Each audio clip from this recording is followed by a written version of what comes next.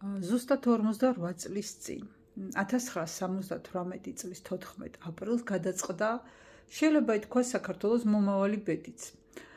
1977 წელს მიღებული საბჭოთა კონსტიტუცია და მისი შესაბამისად მოკავშირე რესპუბლიკების კონსტიტუციებიდან ამოღებული იყო 78 მუხლი, სადაც ქართული ენა, როგორც სახელმწიფო ენა, აღარ ფიქსირდებოდა.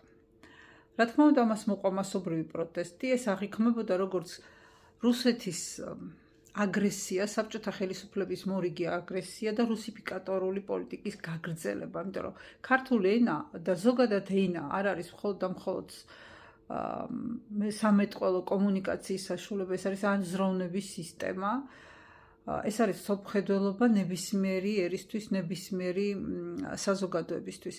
საბჭოთა ხელისუფლება ასეთ პროტესტს არ ელოდებოდა 1956 წლის 9 მარტს გამოვლილი ქართული საზოგადოებისგან, მაგრამ ეს იყო ერთგვარი ტესტიც და გაოცებულები დაარჩნენ, იმიტომ რომ ქართულმა საზოგადოებამ აჩვენა თავისი შინაგანი მზადყოფნა ეროვნული ღირებულებების დასაცავად და როგორც მაშინ ცენტრში გადაწყდა, დროებით გადაიდო ეს ქმედება, იმიტომ რომ რუსიფიკატორული პოლიტიკისთვის სხვა საშუალებებიც ჰქონდათ მათ და საერთოდ ქართველების განადგურების გეგმა საკმაოდ ისეთი მრავალ პროფილიანი იყო, შეიძლება ითქვას. ეხლა ეს არ ჟღერდეს ვიღაცებისთვის სასიამოვნოდ, მაგრამ ეს არის ფაქტი.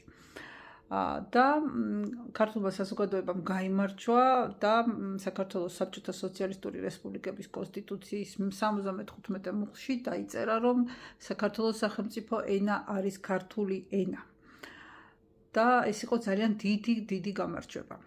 ცოტა ხანში, რომ გაენეიტრალებინა ხელისუფლებას ეს დღე, ასე ვთქვათ, წარმატების ეროვნული სულისკვეთების გამოვლინების აღიმართა ძეგლი, რომელიც თითქოს და მიეძღვნა იაკობ გოგებაშვილის დედაენის 100 წლის თავს. დაღმართული იყო 1976 წელს.